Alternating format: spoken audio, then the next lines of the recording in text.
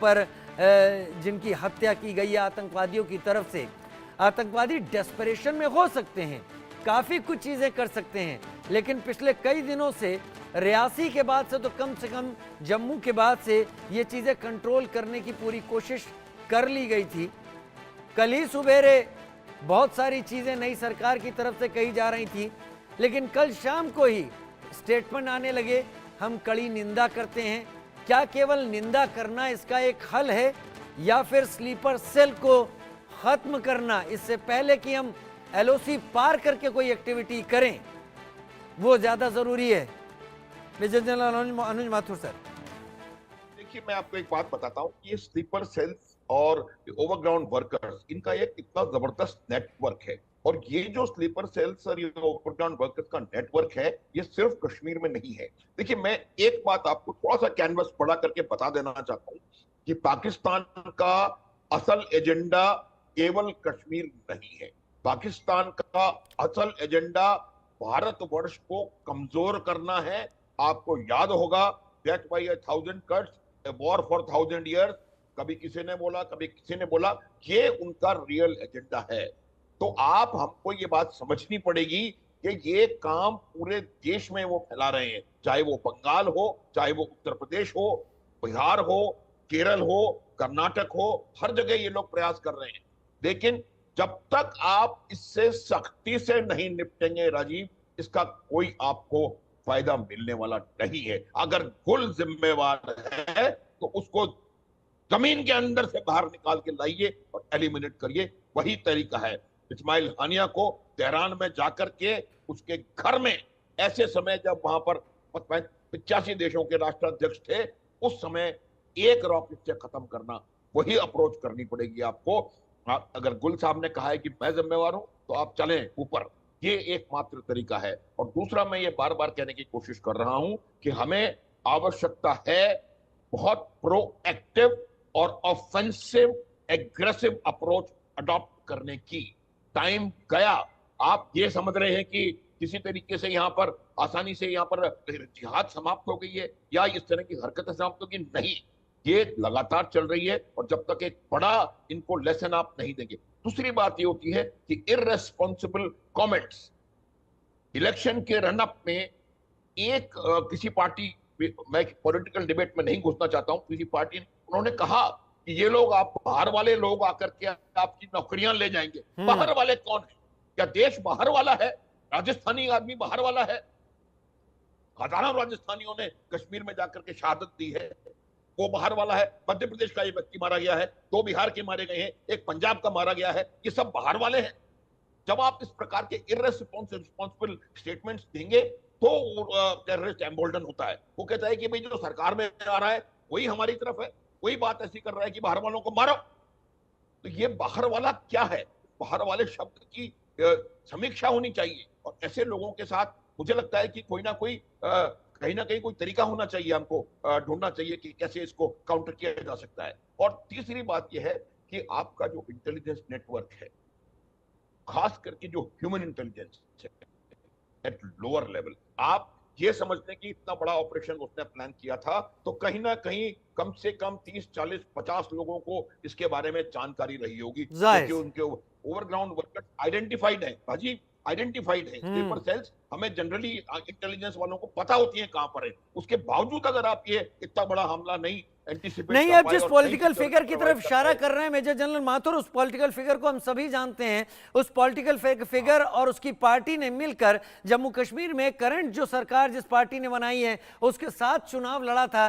तो क्या इस पूरे घटनाक्रम को हम ये देख सकते हैं कि आतंकवादियों में यह हौसला आया कि अब तो हम कर सकते हैं, अब तो केंद्र का दखल ज्यादा नहीं रहेगा, और उन्होंने अंजाम देकर दिखा दिया। और वो ये कोशिश कर रहे हैं कि आगे आने वाले दिनों में जितना ज्यादा इस चीज को वो कर पाएंगे, शायद इंटरनेशनली भारत सरकार को उतना ही वो बैकफुट पर धकेल पाएंगे, इररेस्पेक्टिव ऑफ द फैक्ट कि वहां पर एक लोकल गवर्नमेंट आ चुकी है यूनियन टेरिटरी में। सुशील पठानिया साहब, क्या मेरा ये सोचना सही है? आप बिल्कुल सही सोच रहे हैं। सवाल ये है कि मैं शुरू से ही इसके अगेंस्ट था कि जम्मू कश्मीर के अंदर इलेक्शन होने चाहिए। सुप्रीम कोर्ट का जो बाइंडिंग थी या जो डायरेक्शन थी, अगर हमारे होम मिनिस्टर ये कह देते कि इस समय जो सिक्योरिटी सिचुएशन है that doesn't permit holding of election, तो ये जो क्यास इस समय हम विजुलाइज कर रहे हैं या जो देख रहे हैं और जो बढ़ने वाला है, mind by words, it is likely to increase and the both the region will be set on fire. Likely to be अभी इंक्रीज बाय मल्टीफोल्ड, और इसी तरीके से देखिए, ये अपना टाइमिंग खुद चूज करेंगे। सवाल ये है, अभी आपने देखा होगा जितनी भी टेररिज्म की इंसिडेंट हुई हैं, ये लोग कहीं ना कहीं गायब हो जाते हैं। ये कहाँ गायब होते हैं, कहाँ पे इनके सेफ हेवन है, उनका हमें पता क्यों नहीं चल रहा है? और अगर ये OGW आइडेंटिफाई है, we have to go for a stronger approach. We don't have to worry about कि वर्ल्ड की ओपिनियन क्या है या देश के लोगों की ओपिनियन क्या है। हमारा घर आग से जल रहा है, आग बुझाने का काम हमारा है, और उसके लिए जो भी मेजर लिए जाएंगे, जैसे वो कहते हैं कि desperate situation needs desperate measure. अभी कंडेमनिंग ये थिंग, ये मैंने पहले भी देखा था, हमारे बीजेपी के जो प्रेसिडेंट थे वो कहते थे कि पाकिस्तान को हम पिछले 5 साल से मैं देख रहा हूँ कि हम उनको तबाह कर देंगे, बर्बाद कर देंगे, उनको जुर्माना भरना पड़ेगा, उनका ये होगा। कुछ नहीं हो रहा है ऑन ग्राउंड पे, आप देखिए कुछ नहीं हो रहा है। और ये क्यों नहीं हो रहा है कि मैं तो ये कहता हूं कि अगर हमारे पास एडिक्वेट सिक्योरिटी फोर्सेस नहीं है तो लेट्स पंप देम इन। अगर हमारे जो इंटेलिजेंस के रिसोर्सेज हैं अगर वो एडिक्वेट नहीं है, get more resources. India is a powerful nation. What we are projecting a soft nation approach. Now, what are the compulsion? अगर हमारी गवर्नमेंट जो है वो किसी तरह के दबाव में है, वो दबाव क्या है? कौन सी कंट्री हमारे ऊपर दबाव डाल रही है? और अगर हम दबाव के अंदर आ जाएंगे तो आप ये देखिएगा, जैसे अभी माथुर साहब बोल रहे हैं, we are playing with the fire and not only in Kashmir, all over. ये लोग ज्यादा एम्बोल्डन होंगे, इनको सबक सिखाना बहुत जरूरी है। उसके लिए जो हमारे लोकल लोग हैं उनको भी सामने आना पड़ेगा। अभी अभी मैं आपको थोड़ा और विजुलाइज करके बता देता हूँ। नेक्स्ट टारगेट में भी Kashmiri Pandit. There are about 3,200 Kashmiri Pandit who are braving the onslaught of this government.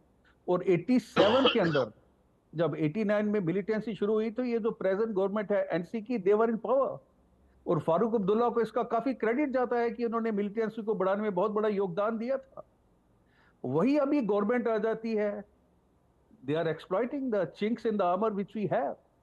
और जो जो हमारी कमियां हैं उनको जब तक हम आइडेंटिफाई नहीं करेंगे, हमारे जो सो कॉल्ड थिंक टैंक हैं वो पूरी सिचुएशन को होलिस्टिकली नहीं देखेंगे, put into place all those preventive measures which are required, ये घटनाएं होती रहेंगी। और ये बड़ा सैड सी सिचुएशन है। जब आप, जैसे आप बता रहे थे कि लाशें वहां बिखरी हुई हैं और कोई पता नहीं चल रहा है, और डेवलपमेंट वाली बात बिल्कुल ठीक है, उनका तो ये कोशिश हो गई कि डेवलपमेंट को रोका जाए। बट सवाल ये है कि उनकी कोशिश को नकारा करने का जो काम है वो हमारी गवर्नमेंट का है। और इस समय मैं, जैसे मैं पहले बता चुका हूं, हम किसको ब्लेम दें? क्या हम चीफ मिनिस्टर को ब्लेम दे सकते हैं कि उसकी गलती है, या हम लेफ्टिनेंट गवर्नर को ब्लेम दें कि उसने अपने जो सिक्योरिटी अपरेटस है या सिक्योरिटी सिचुएशन को नहीं संभाला है? There is a difference of opinion, everybody will think different, so things must be clarified, accountability has to be fixed.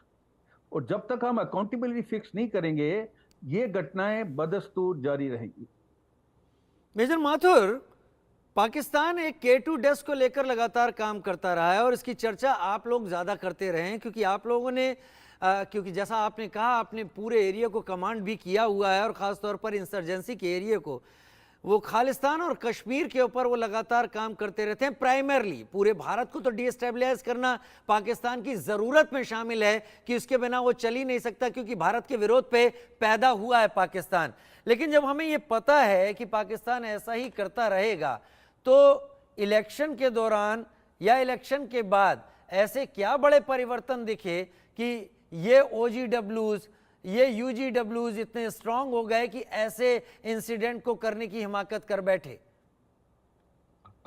Rajiv, देखिए, ये अचानक से वहां के लोगों को शायद ये लगने लगा है कि अब तो हमारी सरकार आ गई, अब हम जो हैं, क्योंकि उनको उनको कुछ लोग उनको पहले भी संरक्षण देते रहे हैं, कुछ लोग, चाहे वो महबूबा की पार्टी हो, चाहे ये हो, चाहे हुर्रियत, ये लोग, कई लोग, उसके अलावा कई एक्सट्रीमिस्ट पार्टीज ने भी इस इलेक्शन में हिस्सा लिया। आप देखिए, आपको इलेक्शन करवाना है, सब कुछ करना है, इस और एक अच्छी इमेज बनानी है। इसका मतलब ये नहीं है कि आप टेररिस्टों को छोड़ते चले जाएं और उनको खुली छूट दे दें कि तुम भी सिस्टम का हिस्सा बन जाओ और फिर सिस्टम को अंदर से आकर के खरोंचना शुरू कर दो और उसको खोखला कर दो। देखिए, ये बात आपको माननी पड़ेगी। जो पढ़ेनिया साहब ने कहा, हमको उनको आइडेंटिफाई करना पड़ेगा, उसको मैं आगे बढ़ा रहा हूं। उनको आइडेंटिफाई करके एलिमिनेट करना। जब तक एलिमिनेशन नहीं होगा तब तक आप मान लीजिए इसका कोई असर आपको नजर होता हुआ नहीं आएगा। ये बात मैं बता चुका हूं, अक्सर कहता हूं आपके चैनल पे कि एजेंडा कश्मीर नहीं है। K1 K2 और पता नहीं कितने के हैं इनके पास, केरल कितना डब्ल्यू भी है, वेस्ट बंगाल कुछ भी तमाम। हमको ये देखने की आवश्यकता है। देखिए, ये जो आतंकवादियों को मदद देने का सिलसिला ये 1990 में शुरू नहीं हुआ, 1953 में, 1952 में NSCN के कैंप्स उस समय के पाकिस्तान में थे। तो ये लोग आज से नहीं, वही बात है, गजवाए हिंद हंस के लिया है, पाकिस्तान लड़के लेंगे हिंदुस्तान वड़ेवा जो वो बोलते हैं, तो ये उनका उस समय से लगातार सतत रूप मैं किसी से बड़े एक विवाद काम चल में रहा है। फंसने वाली बात कहकर इस डिबेट को यहां पर खत्म नहीं करना चाहूंगा, लेकिन कर्नल पठानिया और मेजर माथुर, आप दोनों से बात करके एक बात तो समझ में आती है, देश बहुत छोटा है, हमसे कहीं ज्यादा छोटा है, हमसे कहीं ज्यादा एनिमीज से घिरा हुआ है इजराइल, और वो जिस तरीके से ऐसी एक्टिविटीज पर जवाब देता है, भारत को बिना किसी गलती को मानते हुए या बिना कुछ कहे उन चीजों को सीखना होगा इजराइल से, जहां पर निप इन द बड, ये एक ऐसा संदेश है, यही करना शायद हल होगा। नहीं तो ऐसे ऐसे और भी कई सारे हादसे सामने आएंगे जहां पर हम इन्हीं नेताओं के निंदनीय या इस तरीके के बयान एक्सपोस्ट पर पढ़ रहे होंगे या सुन रहे होंगे। मेजर जनरल माथुर और कर्नल सुशील पठानिया, आप दोनों ने अपनी राय रखी, उम्मीद है आप लोग आगे भी आएंगे और आंखें खोलने का काम करेंगे उनका जिनके हाथ में ये जिम्मेदारी है कि वो इन चीजों को शुरू होने से पहले ही खत्म कर दें, देश को सुरक्षित करें। बहुत शुक्रिया, आप दोनों हमारे साथ जुड़े, चर्चा में शामिल हुए, बात सामने रखी। एक छोटा सा ब्रेक, जल्द हाजिर होते हैं।